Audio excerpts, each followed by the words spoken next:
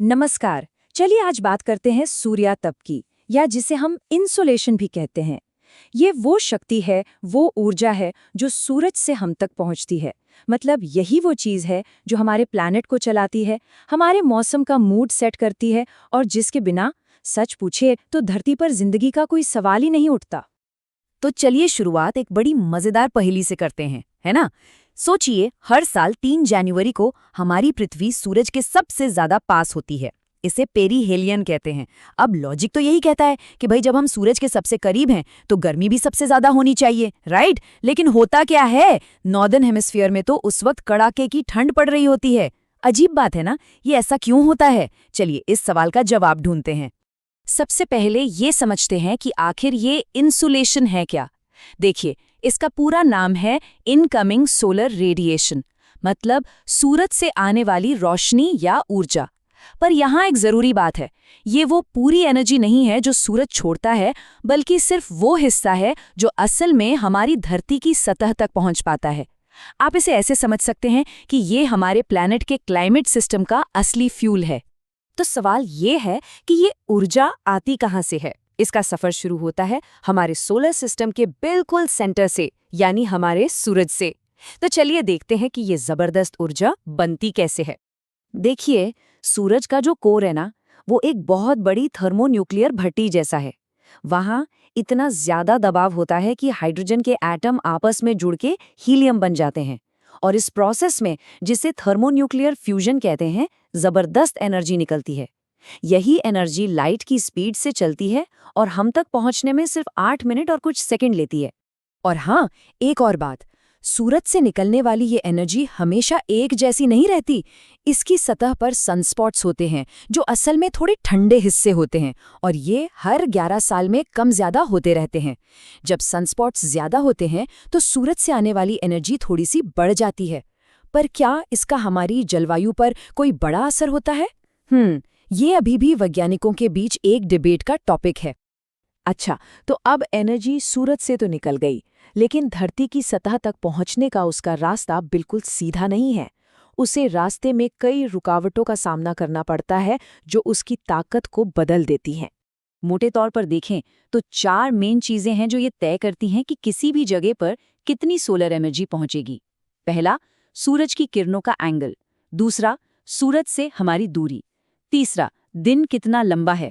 और चौथा, हमारा एटमॉस्फेयर कितना साफ या पारदर्शी है।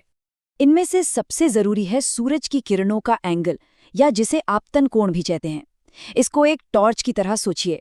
अगर आप टॉर्च को सीधा जमीन पर चमकाएंगे तो रोशनी एक छोटे से लेकिन बहुत तेज गोले में दिखेगी। पर अगर आप टॉर्च को तिरछा कर दें तो वही रोशनी एक बड़े एरिया में फैल जाएगी और उसकी चमक कम हो जाएगी।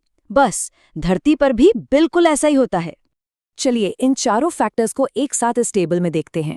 पहला, आपतन कोण, जो धरती के गोल होने की वजह से बदलता है और पोल्स की तरफ एनर्जी को फैला देता है। दूसरा, सूरज से दूरी, जिससे जनवरी में थोड़ी ज्यादा एनर्जी तो मिलती है, पर रोज के मौसम पर इसका असर ना के बराबर होता है। तीसरा, दिन की लंबाई, जो बताती है कि किसी जगह को कितने घंटे धूप मिलेगी, मतलब जितना लंबा दिन उतना ज्यादा इंसुलेशन। और आखिर में वायुमंडल की पारदर्शिता, मतलब बादल, धूल, ये सब एक फिल्टर की तरह काम करते हैं और एनर्जी को रोकते हैं।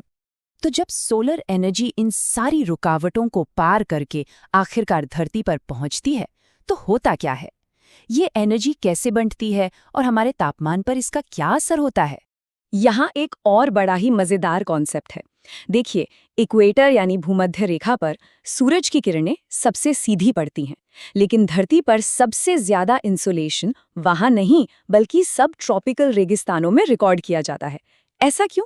क्योंकि इक्वेटर पर अक्सर घने बादल छाए रहते हैं जो सूरज की रोशनी को वापस स्पेस में भेज देते हैं, जबकि रेगिस्तानों में आसमान बिल्कुल साफ होता है, तो एनर्जी बिना किसी रोक टोक के सीधी जमीन तक पहुंच जाती है। और एक बहुत ज़रूरी बात यह है कि हमारा एटमॉस्फेयर सीधे सूरज की किरणों से गर्म नहीं होता।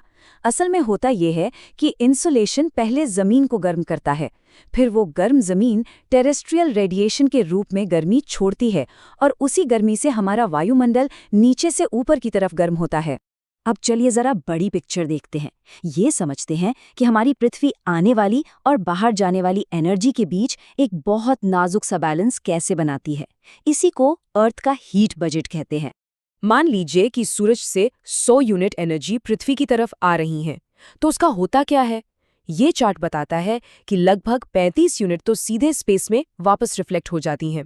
14 यूनिट को हमारा एटमॉस्फेयर सोख लेता है और बची हुई 51 यूनिट धरती की सतह तक पहुंचती है और उसे गर्म करती हैं। ये जो 35% एनर्जी वापस भेज दी जाती है, उसे ही पृथ्वी का एल्बीडो कहते हैं। और इस रिफ्लेक्शन का सबसे बड़ा खिलाड़ी कौन है? वो हैं बादल। अकेले बादल ही करीब 27% एनर्जी को वापस भेज देते हैं। पर ये बैलेंस बहुत ही नाजुक है और ग्रीनहाउस गैसें इसी बैलेंस को बिगाड़ देती हैं। वो सूरज की रोशनी को तो अंदर आने देती हैं, लेकिन जब धरती उस गर्मी को वापस स्पेस में भेजना चाहती है, तो ये गैसें उसे एक कंबल की तरह रोक लेती हैं और नतीजा, हमारा प्लैनेट गर्म होता जाता है। तो इंसुलेशन को समझना सिर्फ एक किताबी बात नहीं है, ये हमारी जिंदगी, हमारी एनर्जी की ज़रूरतों और हमारे भविष्य के लिए बहुत ही ज़रूरी है। आज हम इस एनर्जी का सीधा इस्तेमाल कर रहे हैं। सोलर पैनल सूरज की रोशनी को डायरेक्ट बिजली में बदल देते हैं। बड़े बड़े सोलर प्लांट शीशों की मदद से सूरज की किरणों को एक जगह फोकस करके गर्मी पैदा करते हैं। और इन सभी टेक्नोलॉजीज की कामयाबी इसी बात पर टिकी है कि किसी जगह पर कितना इंसोलेशन मिलता है। और अगर हम और भी बेसिक लेवल पे सोचे, तो फोटोसिंथेसिस का प्रोसेस, जिस पर धरती की लगभग सारी जिंदगी टिकी है, वो भी तो इसी सोलर एनर्जी का इस्तेमाल करता है। वो भी सिर्फ एक छोटा सा हिस्सा। इससे पता चलता है कि जीवन के लिए ये ऊर्जा कितनी कीमती है। वैसे वैज्ञानिक इस एनर्जी को बहुत सटीक मशीनों से नापते हैं।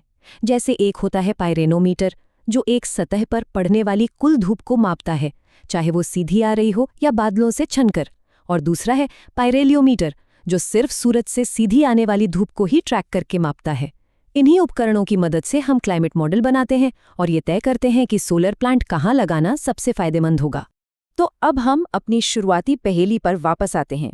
जनवरी में नॉर्दर्न हेमिस्फीयर में सर्दी इसलिए होती है क्योंकि उस वक्त सूरज की किरणों का तिरछापन और छोटे दिन सूरज से थोड़ी सी कम हुई दूरी से कहीं ज्यादा असरदार होते हैं।